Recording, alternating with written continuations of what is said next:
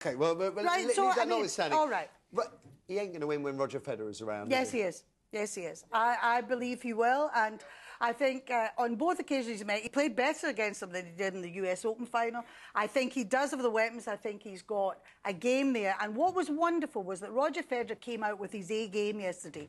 Roger Federer didn't play a sort of half-hearted way. He knew he had to beat Murray. Okay. And he's more experienced, but I believe he will. I believe he will in the end. What do you reckon, Craig? Well, it's talent, isn't it? And ability, and obviously he's not winning, so he's obviously not as good. You know, may the best man win. It's a game. He's winning a lot. Yeah, but not enough, you know, not enough for everyone here that wants him to be the #1, you know, and that's the thing, isn't it? And it's all, but it is about winning, isn't it? It's not about losing, darling, is it? Every time. I mean, you're hitting a ball over a net to win, surely. And he lost because he's not talented. When you heard him speaking there, when my kids lose something, if they put on that kind of form with whining and crying, I would have said, no. I would have said, pull yourself together. It's a game. No, he wasn't like that. He wasn't like that. You live to fight another day. I also think, but his use of language, his use of language was very interesting because he said, you know, I can cry like Roger. I can't. It's a shame I can't play. That's defeatist. No, I didn't play well today. We were supposed to show a longer clip, but we didn't get time to put it out. The longer clip, when you see it in context, was, you know, and again, I find myself defending him, but he was magnanimous in defeat in an exemplary fashion. And he couldn't control the tears, but he couldn't control them. They weren't tears of, oh, look at me, look at me. No, they were tears because he was devastated. They were tears because he'd lost, because he was feeling sorry for himself. No, that's not true. It was about he knew how close, and he knew he didn't play the game. And I'm with Craig. He lost. Deal with it. Move on. And win next time. And win next time. We should be on there. We could have pulled him together, get him going. Come on, darling. You can do it next time. I just don't...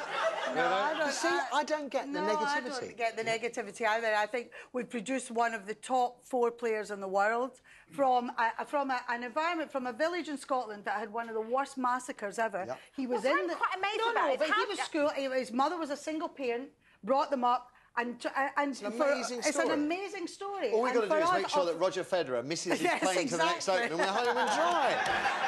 But Federer, he's also come up against one of the best players. In fact, the best player of all time.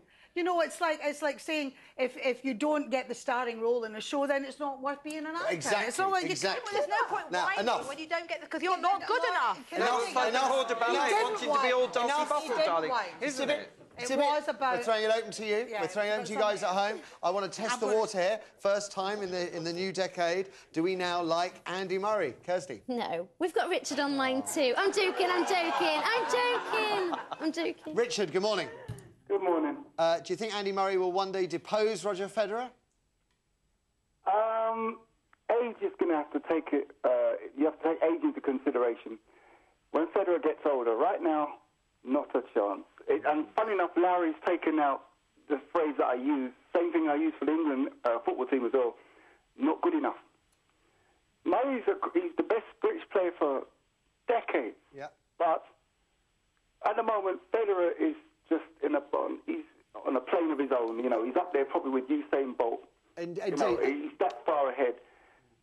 Elaine and I, sorry, we were talking during the break and just saying that how many great tennis players in the past have had a similar situation. Agassi with Sampras. And one of these, you've got Elina Stasi, one of the greatest tennis players ever to go on a court, never won a Grand Slam or won one or something. Yeah. And it's not just about ability. There are other things in there.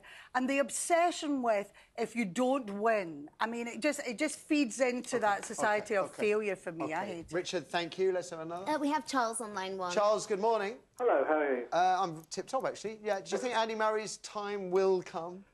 Of course it will. And the thing is, Federer, all players have what I call a shelf life. Yeah. And Federer's, I won't say he's been lucky, he's hugely dedicated, but he is extremely fit and he's extremely talented. And there's always been somebody who dominates, and they always fall off the edge at some point. And Murray is a fantastic player. He's #2 in the world now. Of course he'll win.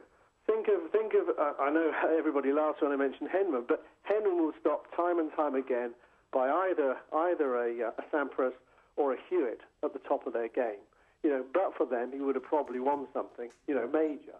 But as far as Murray's concerned, of course he'll win. Of course he will. Okay. So I don't think we need to give up on him yet. Okay. Okay. I think that, can I just say, I think the Henman point is really, really good. I'm a fan of Tim Henman. He was a top 10 player from this country.